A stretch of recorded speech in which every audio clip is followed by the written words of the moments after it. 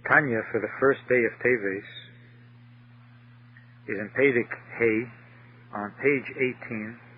The number at the bottom of the page is 20. We are approximately in the middle of the page at the period. The line begins Lihies. The Alter Rebbe is explaining how the grasping of godliness which takes place when a person understands some halacha in Torah is a wondrous unity, a wondrous connection where from all directions there is a coming together of the mind and the subject being Torah, which is one with God, and thereby an unusual union comes about that is not possible in the physical world. And just to mention that the Alter Rebbe gives an example of a person who studies a halacha where Reuven comes and argues such and such, and Shimon argues such and such, that the psak is such and such. That when you study that, you're actually grasping God's will and God's wisdom. The Alter Rebbe picks this example rather than a more simple halacha concerning whether something is kosher or not kosher, what is permitted on Shabbos or not permitted on Shabbos, because the Alter Rebbe wants to emphasize that every aspect of Torah, every halacha in Torah is divine, even when two people are having an argument over a physical object. And one comes and argues such and such, and the other comes and argues such and such, and one of them is not telling the truth. All of this is the divine will and wisdom of God. All of it is divine. Whereas if the Alter Rebbe had mentioned only a halacha in Shabbos, or in Rosh Hashanah, or in Shefer, and in Sukkah, that would be of a more spiritual subject, which is more readily and more easily understood as being divine. The Alter Rebbe wants to emphasize that there is no part in Torah, no part in halacha that is not divine.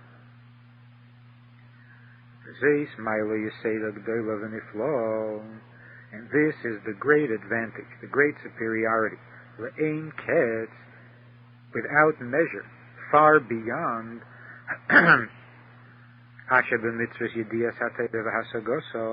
that exists in the mitzvah of the knowledge of Torah and in the understanding of Torah, al kol ha-mitzvahs ma'asiyos, over and above all other mitzvahs that are action mitzvahs. Va'afilu al mitzvahs takluyos b'dibur, including also those mitzvahs that are performed in speech. The knowledge of Torah is infinitely greater and superior to the mitzvahs that are performed in speech, and certainly those mitzvahs that are performed in action. Even the mitzvah to study Torah. The mitzvah to study Torah is a mitzvah performed in speech. The knowledge of Torah, comprehending Torah, is greater than the mitzvah to study Torah. How so? Because through all the mitzvahs that are performed in speech and in deed, HaKadosh Baruch Hu malbish es hanefesh umakifa eid Hashem eidesha v'adragu. Godliness, God surrounds the neshama that is performing the mitzvah and envelops the neshama with a godly light from its head to its foot. In other words, it's a one-way, a one-directional thing. Godliness surrounds the neshama. But b'yediyas ha-Torah, in the knowledge of Torah, when one understands Torah, milvad shehaseichel melubash b'chachmas Hashem, besides the fact that the intelligence, the person's mind, is clothed within God's wisdom, godliness surrounds the neshama, hine gam chachmas Hashem b'kirbei. At the same time, he is surrounding godliness. Godliness is within him. Mashahaseichel masig v'teifes, in what the mind understands and grasps. Umakiv b'sichlei, and he surrounds with his mind the subject of Torah, the halacha, whatever it is. Whatever the person is able to understand and grasp in the knowledge of Torah, each person according to the capacity of his yediyah v'hasaga in the four levels of Torah, pshat remez drush and seit. So when a person is performing a mitzvah through action, then the mitzvah surrounds him, meaning that the godliness, God surrounds the person as he does the mitzvah. The person is immersed, enveloped in godliness. And the same with a mitzvah performed in speech. So it's a one-directional union. The person is absorbed into godliness. But when a person understands Torah, here two things happen. He is absorbed in godliness, but at the same time, he is absorbing godliness as well.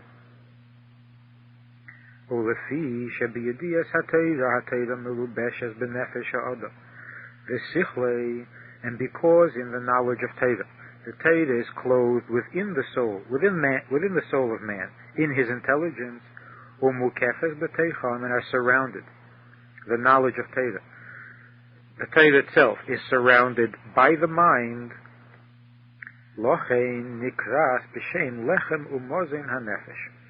That's why the Teves is called the bread or the food of the nefesh. That Teves is compared to bread. What part of Teves, or what aspect of Teves, is similar to bread? What aspect of Teves nourishes the neshama the way bread nourishes?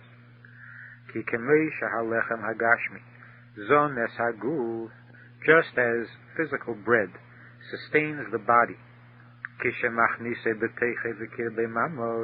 only when he takes the bread inwardly. He ingests the bread. And there it is absorbed into the system until it becomes flesh and blood. Like his flesh and blood, then the bread will give him life and will sustain him. The same is true with the knowledge of Teves.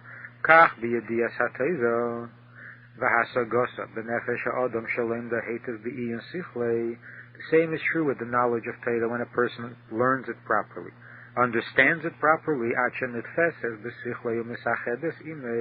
until it is grasped in his mind and becomes one with him. And they become one. Then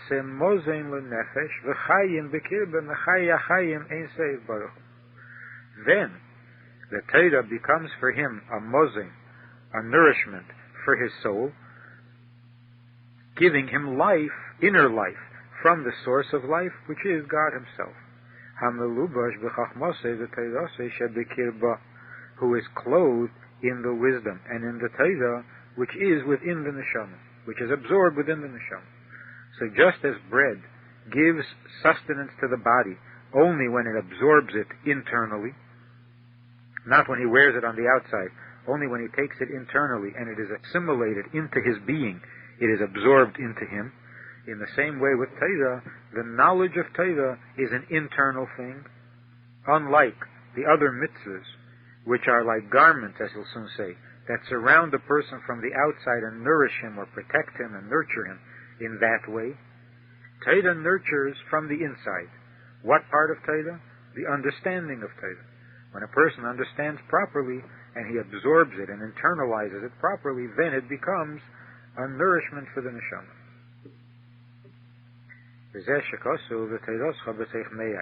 And that's what it means when it says, your Torah is in my innards. Because Torah, unlike other mitzvahs, nourishes from the inside. In other words, although Torah is infinite and contains the infinite divine will and divine wisdom, yet it can and does nurture from within, while other mitzvahs, because they are infinite, because mitzvahs are infinite, they cannot be internalized, and therefore they serve as garments.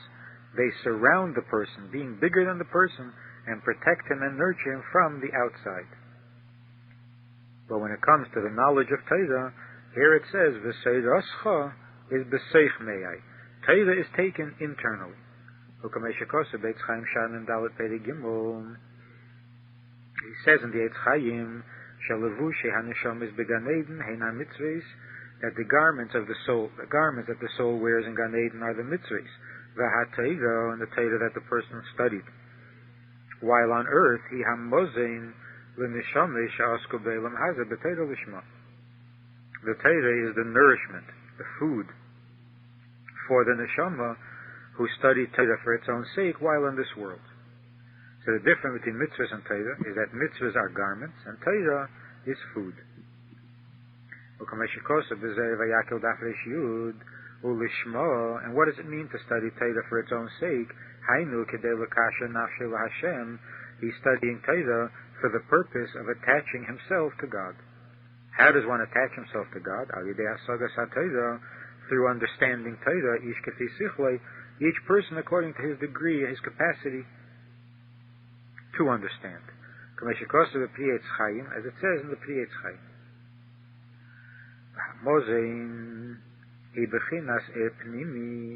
What is the meaning of garment versus food, or food versus garment? Food means an pnimi, an internal and the levushim, garments, means an external surrounding light, an encompassing light. And that's why the sages said that Talmud Torah is shakul keneged kol ha-mitzvahs. That Talmud Torah is equal to all mitzvahs. Lefi sheha-mitzvahs hen levushim levat, because mitzvahs are only garments. They have only the external light, the surrounding light. V'ha-Torah hi mozin v'gam levush l'nefesh ha-maskeles, and Torah is both. It is both a nourishment, an internal light, while at the same time it is also a garment for the soul, an external light, because the person is clothed in it when he is studying, when he is thinking deeply into the subject, and particularly when the person studies out loud, and he says the words with his mouth, the breath of the mouth becomes this encompassing light, the surrounding light, which is the garment, as he says in the Pri Etz Chaim, because the actual saying of the words is itself a mitzvah like every other mitzvah. And just as every other mitzvah is a garment to the soul, the words of Torah are also a garment, while at the same time, when he understands what he's saying, the Torah is not only a garment, but also an internal nourishment. It nourishes from within.